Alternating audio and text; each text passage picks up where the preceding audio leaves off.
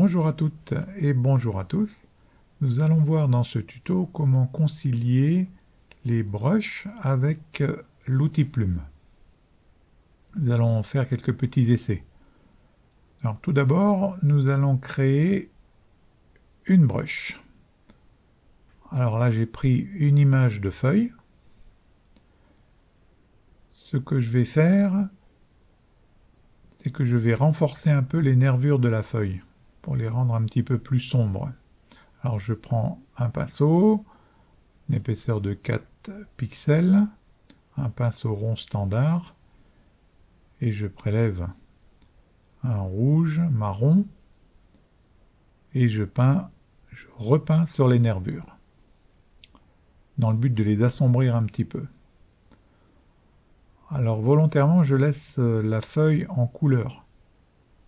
D'habitude, on parle toujours au niveau des brushes de les passer en noir et blanc. C'est vrai, on peut le faire, mais c'est pas nécessaire.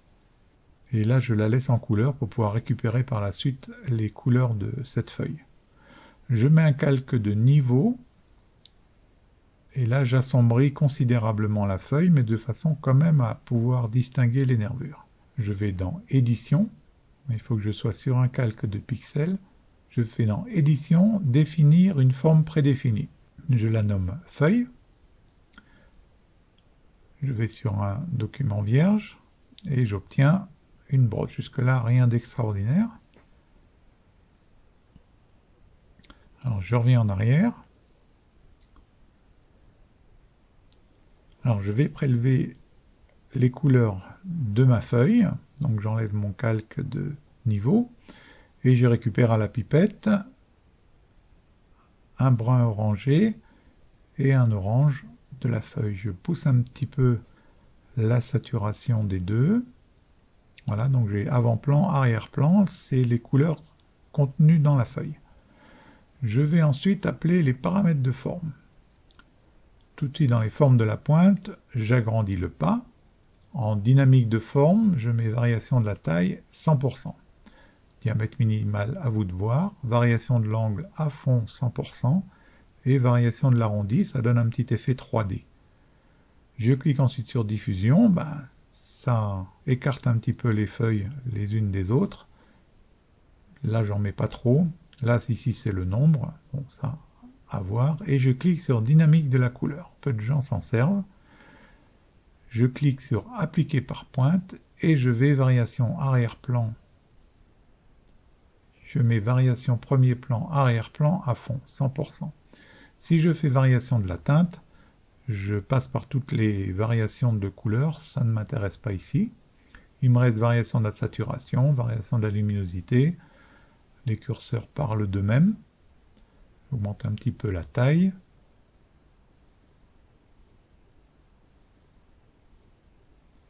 On ne voit pas trop sur l'écran, la saturation, la luminosité. Là, on voit un petit peu mieux. La pureté, là, j'ai du noir et blanc. Et si je pousse au-delà, j'ai un petit peu un semblant de saturation qui est augmenté.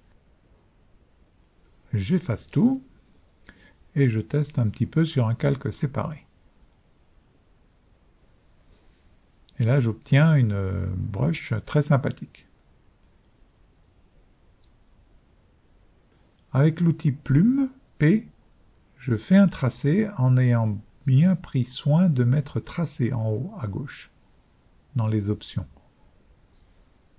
Je clique droit et je fais contour du tracé, je choisis forme, je valide par OK, donc là apparaissent mon pinceau qui suit en fait mon trait que j'ai dessiné. Je peux le faire plusieurs fois, voilà. Si maintenant je reviens avec mon pinceau, j'augmente sa taille, je refais P pour la plume, clic droit, contour du tracé, et voilà, là j'ai des feuilles plus grandes qui suivent mon tracé.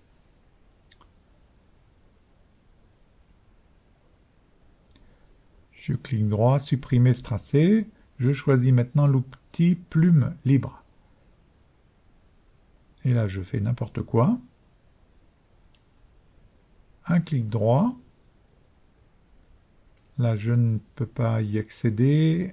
Ah oui, je n'ai pas de calque de pixels. Voilà, je rajoute un calque. Je règle la taille de ma plume.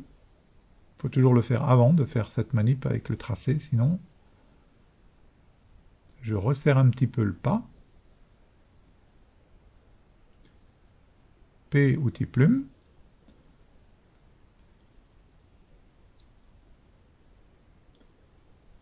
Et je refais contour du tracé, forme, je valide par OK, voilà. J'ai mes feuilles qui suivent le tracé que j'ai dessiné. Je peux le faire plusieurs fois.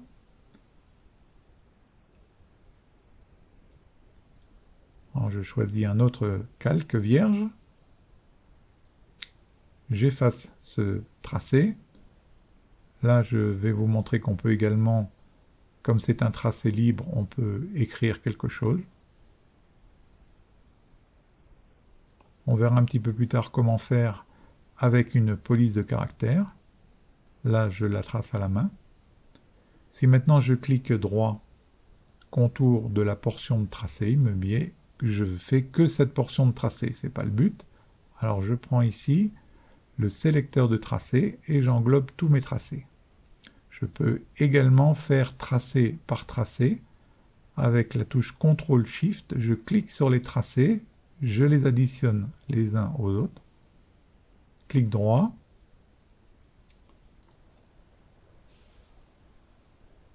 Là, j'en ai oublié un là-haut. Avec Shift, CTRL, je l'ajoute et je refais ma manip.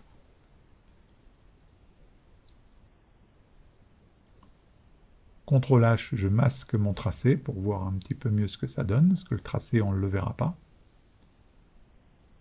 C'est une méthode d'inscrire quelque chose sur des photos.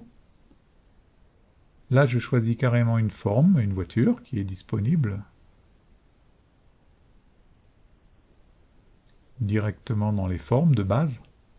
Et pareil, je fais contour du tracé, et là, mes petites feuilles suivent le contour de la voiture. CTRL H, je masque le tracé. Et avec le pinceau B, qui a gardé les mêmes paramètres, je remplis les parties que je souhaite remplir.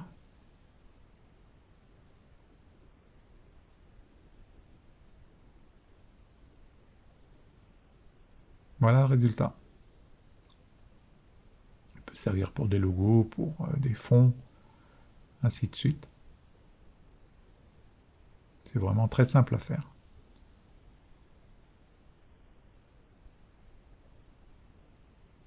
Alors tous ces paramètres, on va pouvoir les sauver. Je clique ici sur le petit hamburger, je fais nouvelle forme. Je la renomme. Je mets feuille avec couleur. Et là, je clique inclure les paramètres d'outils, donc tout ce que j'ai défini plus haut, et inclure la couleur. Je valide par OK. Maintenant, je vais dans mes formes, et vous remarquez en bas, j'ai ma feuille que j'ai faite au tout début, et là, j'ai ma feuille avec couleur, c'est devenu un outil prédéfini.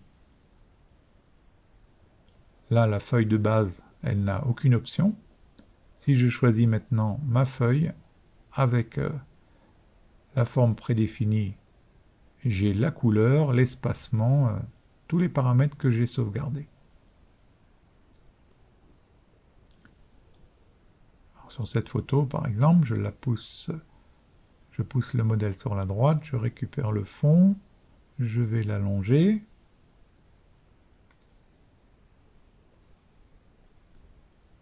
Je crée un calque, j'appelle la plume, c'est la plume libre.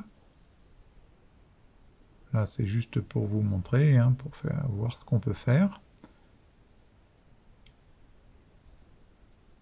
Là, il faut choisir maintenant une taille de feuille qui ira avec la modèle. Là, c'est un peu petit. On rappelle avec B la forme, on augmente sa taille. Voilà, là, c'est déjà mieux.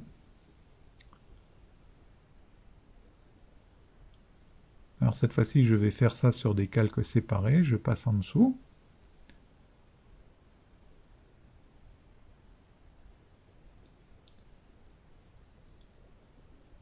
j'augmente un petit peu la diffusion.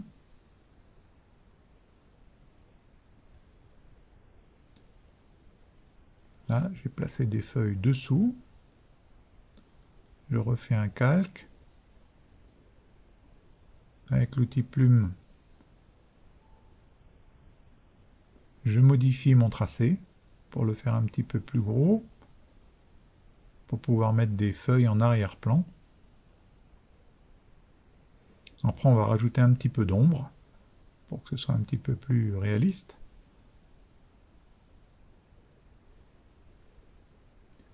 Clic droit, contour du tracé, voilà, je rajoute des feuilles derrière.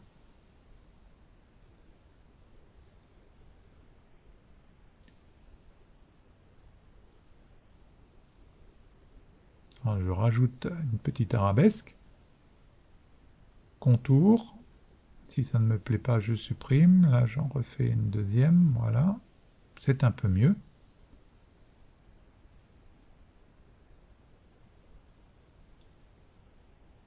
Alors, si vous cliquez n'importe où dans le panneau tracé, vous rendez invisible le tracé.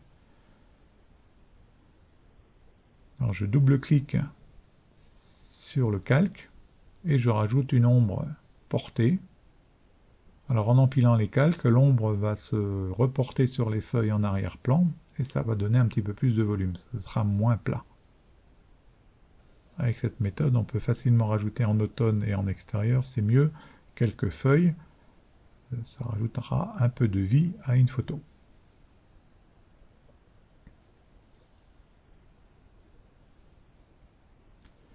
Alors ici j'ai pris un cœur, avec un calque de niveau toujours pareil, je vais l'assombrir parce que plus c'est noir, plus la couleur sera marquée au niveau d'une brush.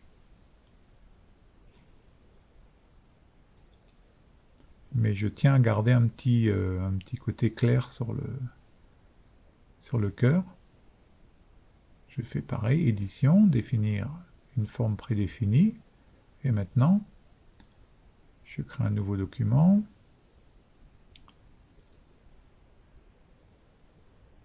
Voilà, donc là j'ai un brush en forme de cœur.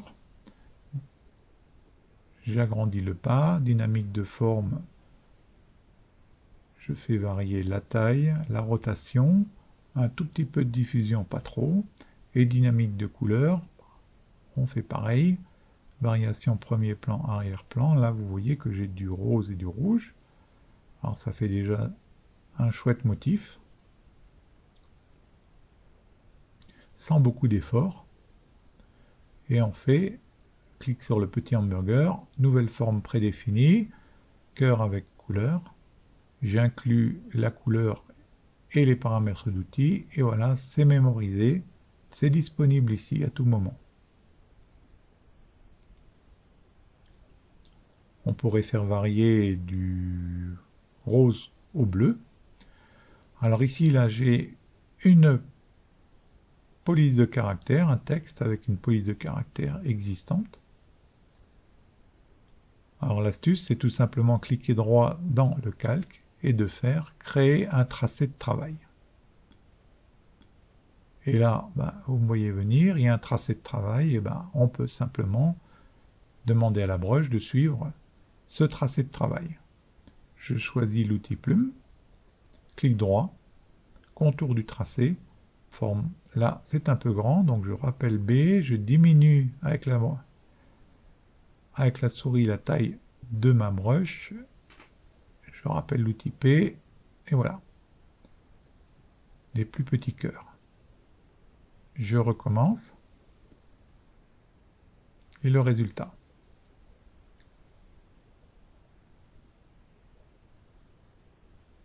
Avec CTRL H, vous faites réapparaître le tracé, et là je lui mets des cœurs un peu plus grands, un peu plus gros, c'est à vous de voir. Pour des faire-part, pour des bébés, mariage et tout ça, c'est très facile. Là j'ai une autre police de caractère, je refais pareil, clic droit, je transforme en tracé de travail, avec la plume, contour du tracé, j'y mets des petits cœurs. On met des cœurs, mais on pourrait mettre n'importe quelle autre forme qu'on aurait échantillonnée sous forme de brush. Et on peut évidemment varier les couleurs. Alors ici, c'est l'incontournable serpentin de lumière qu'on a tous essayé au moins une fois de réaliser. Avec la plume, on va voir que c'est hyper facile et rapide.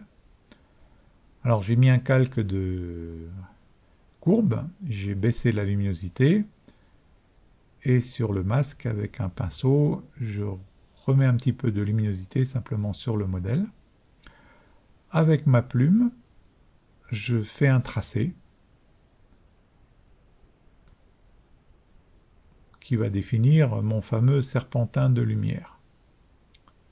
Là, je le place, avec la touche CTRL enfoncée, je déplace les points d'ancrage, et j'essaye de faire ça esthétiquement. Alors il y a une partie, il faut voir, qui va passer derrière le modèle. Il faut se représenter ça comme ça. Là, je choisis des petites étoiles, donc c'est juste une étoile. Dans forme, je mets un pas qui va bien. Dynamique de forme, je valide.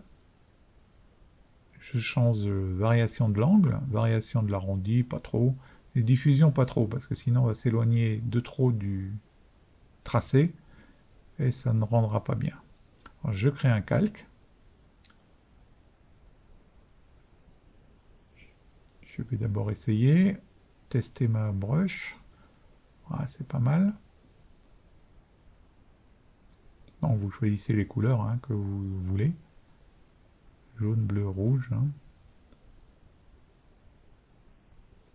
Voilà, donc comme on a une variation de la couleur, bon là je vais pas trop faire varier. Les couleurs sont relativement proches. Clic droit, contour du tracé, voilà. CTRL H, je masque le tracé. Je rajoute un masque sur ce calque. Avec une brosse normale et du noir sur le masque, j'efface tout de suite les petites étoiles qui sont supposées être derrière le modèle.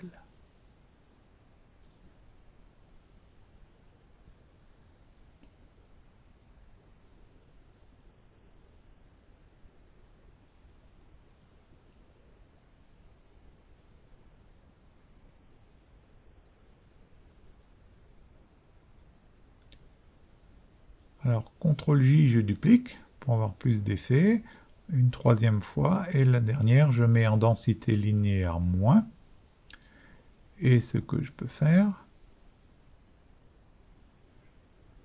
je baisse le fond sur celle-ci, je vais dans Filtre, Flou et Flou gaussien pour faire un petit halo. Je pourrais évidemment passer aussi par les styles de calque, mais bon là je prends cette méthode maintenant.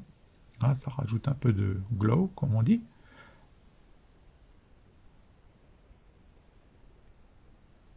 Alors je rajoute un autre calque, et cette fois-ci je vais prendre notre brush déjà prédéfinie, une petite étoile, mais cette fois-ci je vais la mettre toute petite pour faire des petites poussières d'étoiles. Alors j'augmente le pas, je change la forme pour des petites, des grandes, et là je mets une diffusion plus importante. Dynamique de couleur, je valide aussi. On pourrait changer la couleur, tout à fait. Bon là je garde celle-ci. Je teste, voilà, ça fait des petites poussières. Alors je récupère mon tracé, contour du tracé, forme, voilà. On a des petites poussières.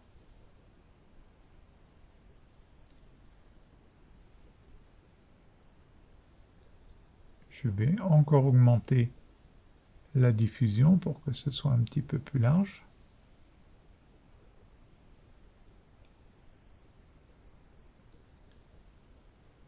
Et je refais une deuxième fois, voilà.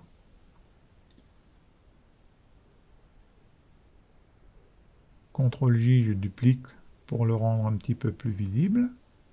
Le dernier, je rapplique le flou gaussien aussi, je le passe en densité linéaire comme l'autre.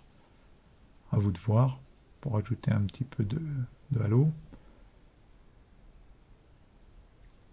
Ces deux calques, je vais le mettre dans le groupe que j'ai fait et je vais prendre le masque, le mettre directement sur le groupe, comme ça évitera tous les autres masques, ce sera plus rapide. Et je le peaufine, voilà, pour donner l'illusion que le trait passe derrière le modèle. Le petit serpentin de lumière. Ah, donc on n'a même pas mis ça en 3 minutes, hein, on a fait ça.